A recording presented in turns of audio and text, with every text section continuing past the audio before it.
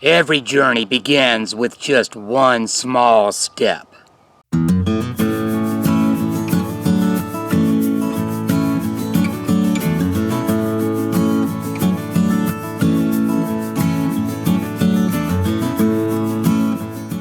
So the things I'm going to talk about in this video: water storage, food, first aid, sanitation, the ability to cook, lighting, emergency cash, communications, mobility, self-defense, tools, and repair.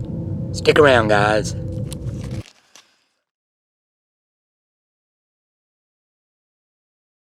Hey guys, welcome back to Arabin Outdoors. I'm Arabin, and hey, I am glad you're here. I want to make a little video today about prep steps. Like I said, every single journey begins with one small step, and that's how you got to approach prepping. Maybe you're a veteran prepper who's been doing it for years and you have enough to last you for years. Maybe you're just starting out prepping and you're little, what do I do next? What do I do next? What do I do? Where do I go? Or maybe you're not even a prepper at all, but you're thinking about it. Well, this video is a little bit for all of you. If you're the veteran prepper, this might just be a reminder for you.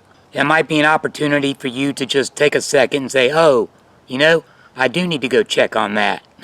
But if you're not a prepper at all and you want to get started, or if you're new to prepping and you need a little bit of guidance, maybe this video will help you out a little bit. I hope so. That's why I'm doing it. The thing about starting out with prepping is you have to start small, okay? Think to yourself, if the lights go out, will I be able to make it until tomorrow? That's very small. FEMA recommends that you have enough preps to get you through 72 hours. And I think 72 hours is a good place to start. You need to make sure that you have what you need to survive for 72 hours in the event you have no power, no lights, no running water, and of course you don't have a way to go to a store. But I know there are going to be some people that are going to say, oh man, the first thing you got to do is you got to go buy guns and ammo. Well, we'll talk about that in self-defense, but that's not your first priority by any means. If you're just starting out prepping, don't spend all your prepping money on guns and ammo. Not yet. Let's back up. Let's start with the basics of life. What are those basics of life? First and foremost, water. They say that you can only go 3 days without water, 3 weeks without food.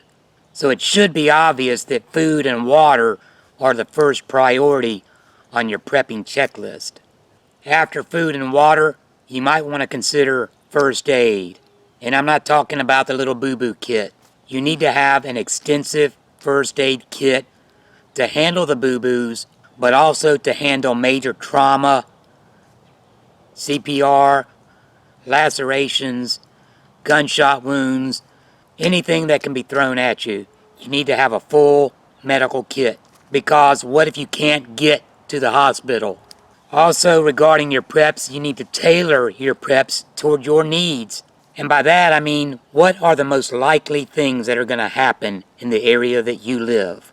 For example, I'm in South Carolina, and on the East Coast, we have hurricane season. So a lot of my preps are geared towards that type of emergency. Power outages being number one. But maybe you're in an area where you have floods, so sandbags would be a thing that you would need to consider. Maybe you live in an area where there are tornadoes very frequently, so you need to have a sound, solid structure that you can go to for support through a tornado. Whatever the most likely chance of an emergency situation happening in your area, that is what you need to base your prepping items around. Again, there are people that are going to say, oh, you got to have a bug out bag, man. You got to be ready to go. Well, that's true. You do need to have a bug out bag, and you do need to be ready to go if you have to. But believe me, you've got a lot more shelter in your house than you can ever carry in a bag. You can keep a lot more food and a lot more water in your home than you can in the bed of a truck. So bugging out should be a last option, but you do need to be prepared for it. If you want to see what I keep in my bug out bag, scroll through my videos and you'll see 2019 Bug Out Bag Update. Another thing I want to emphasize in regards to preps is you want to make sure that you practice your preps, okay? By that, I mean familiarize yourself with the items that you do have prepped. If you're utilizing a propane or a butane stove, familiarize yourself with how to operate those stoves, how to work the lanterns, the flashlights, how to load and fire the weapons that you have for self-defense. Especially the first aid, guys. Take classes. Places offer them for free. Get the training while you can. It's very important not just to have the gear, but to have the knowledge, and yet I say the skill to utilize that gear and that knowledge. Get yourself a checklist, guys. Get a checklist, print it out, write it out, laminate it, keep it somewhere safe. I would say once you get a checklist established and you have everything that you need, utilize that checklist to add on. Okay, I've got everything I need for 72 hours. Now, work on everything I need for 1 month.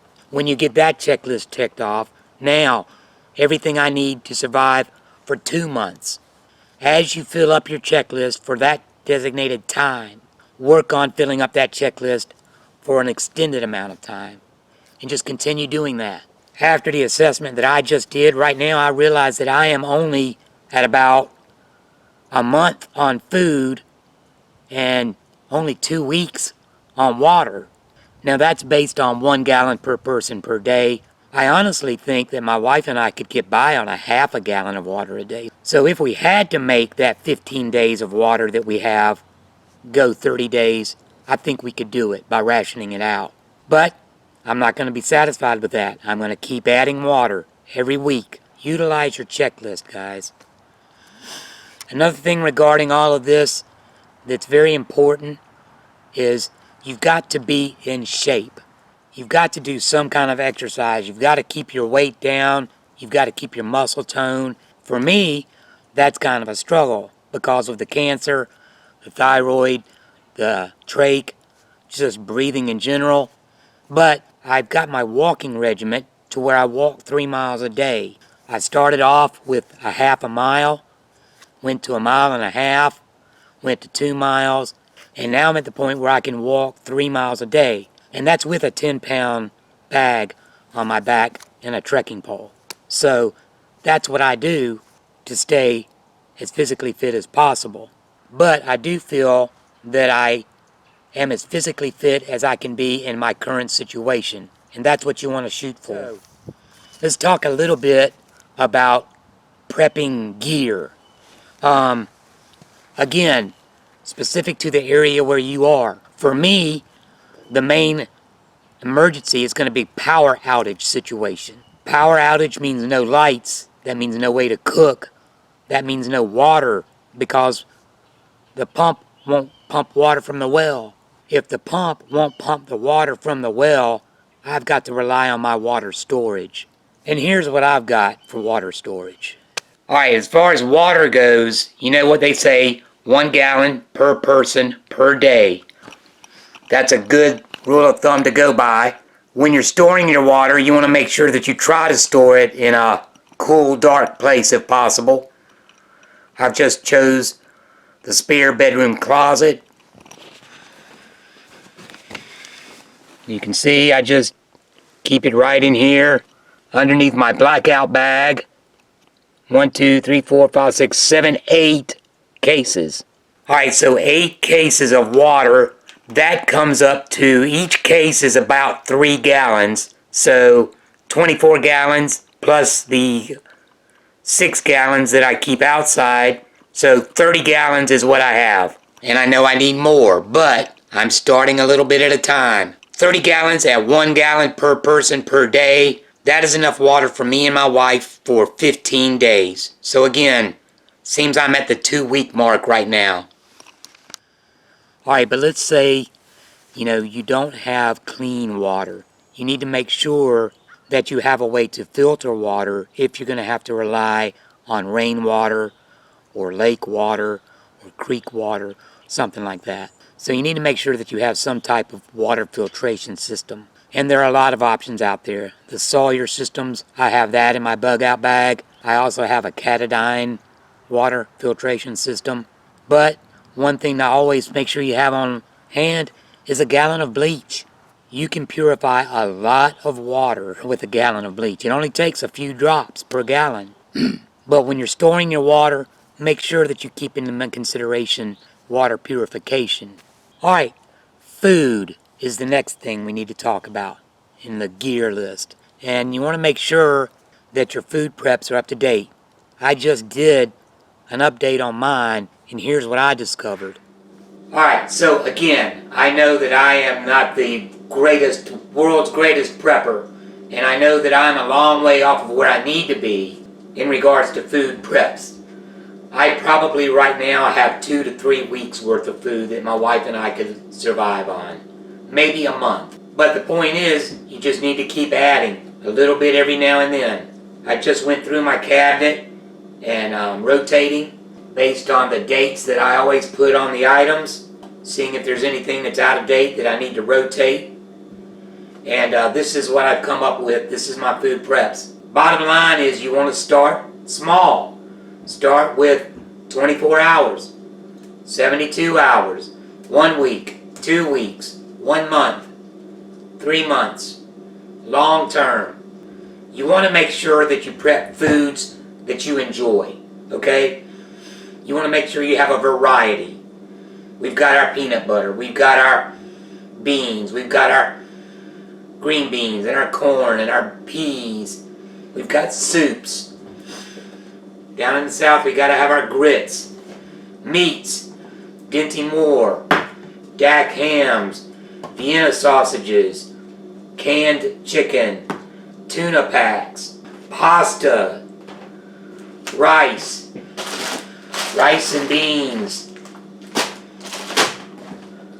mix. In the refrigerator, we have 5-pound bag of sugar, 5-pound bag of cornmeal, 5-pound bag of flour.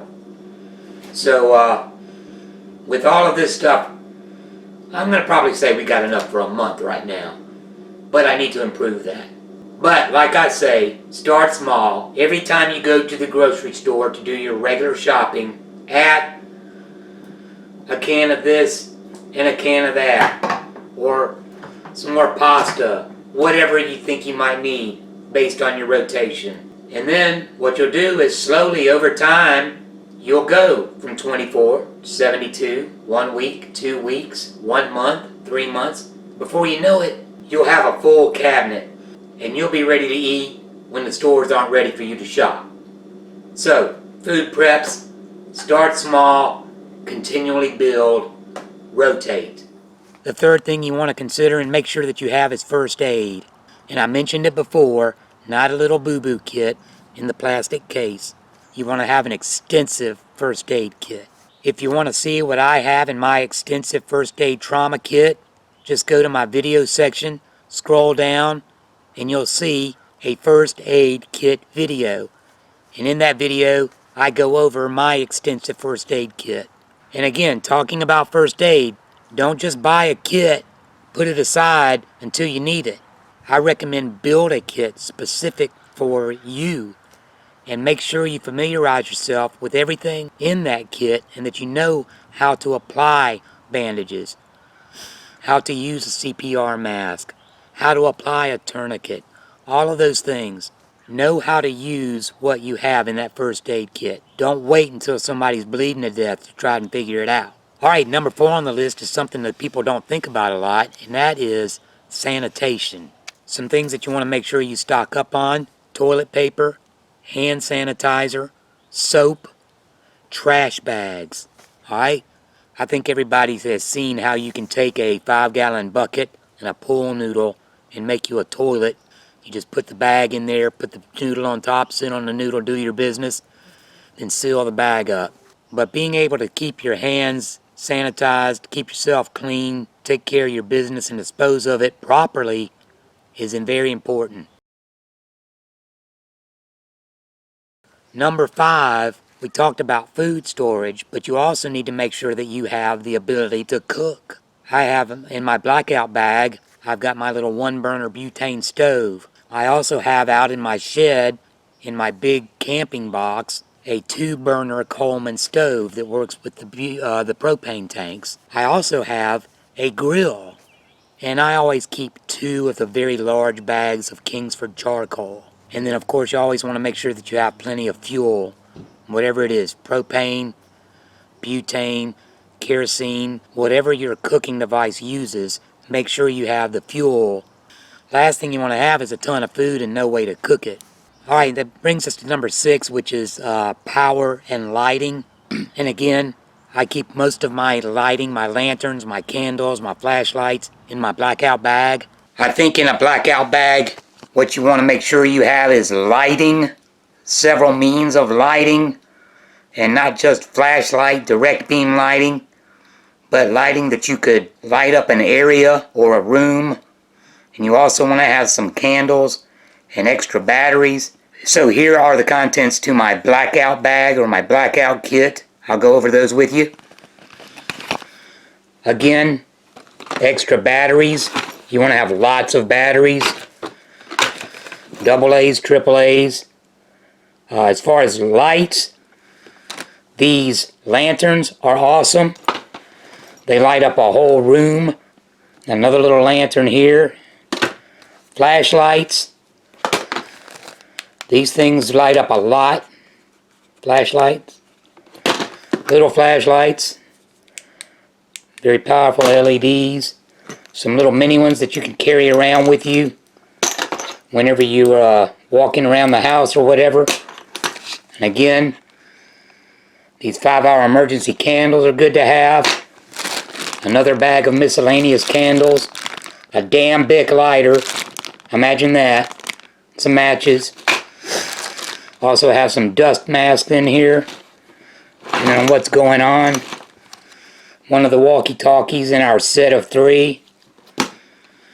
The butane stove. Single burner butane stove with the butane. I need to add another can of that. And then just a little emergency knife in there. But all of that stuff fits inside of this blackout bag. Because again, power outages are one of the main things that I need to be prepared for in the area that I live in. So having a blackout bag is very important. Regarding power, we're talking about batteries. Make sure you have plenty of batteries for the equipment that you have to last for a long time. If you can afford to have a generator and to buy a generator, that would be awesome. That's something that I'm having to save up for. I don't have a generator, never have, but I do realize the importance of a generator. Another option you might want to consider is solar panels. Again, this is something that I haven't done, but it is something that is on my prepping bucket list. Having a way to recharge things and to charge things and to power the things that you need is very important. Alright, number 7 on the list, it's a good idea to have is an emergency cash stash. Alright, in an emergency situation, whether it's a grid down, power outage, whatever, odds are ATMs and banks aren't going to be accessible. But you might still have a need or the ability to spend cash to get some things that you need to survive. Take a little aside, as much as you can, stick it under that mattress, and save it for that rainy day. Alright, number 8 is communications. You want to be able to communicate with society. You want to know what's going on, whether it's civil unrest related, weather related, whatever. You want to be able to get the news if the news is available. Also, you want to be able to communicate with your friends, your family, your loved ones. If you're not all in one place, you want to be able to communicate with them. And then also, you want to be able to communicate with emergency services if you need help. Now, of course, that's considering emergency services are even available. Having a couple of emergency radios is a must. Other things to look into, of course, your phones, ham radios, walkie-talkies, a lot of options out there. Communication in an emergency situation is vital. Number 9 is mobility. We talked about mobility in the sense of a bug out bag and how bugging out should be your last option. But again, it is gear that you need to have in the prepping world. So get a bug out bag for you and your family. Number 10 on the list of gear for prepping, self-defense. Alright, I've got the AR-15 for just about everything. I've got the shotgun. I've got the 30-06. I've got the Smith & Wesson 9mm. All that is great, but you got to know how to use it. And your family needs to know how to use it. Hopefully, you'll never be in a situation where you have to use a gun against another human being. But you don't know what's going to happen. I've always said, in desperate times, desperate people will do desperate things. Don't be desperate. Be prepared. Have a form of self-defense, whatever you're comfortable with. But having a form of self-defense is important. And just like all of your other preps, no good to have a gun if you don't have the ammo. And you need to approach your ammo just like you do your food and water.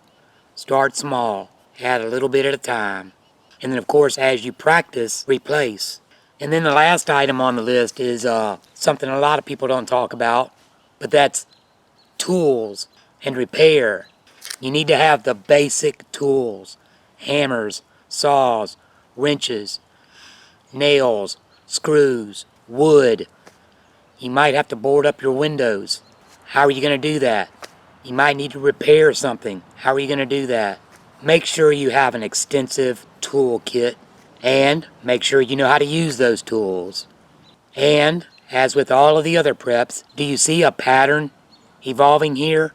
As with all of your preps, start small, gradually add on.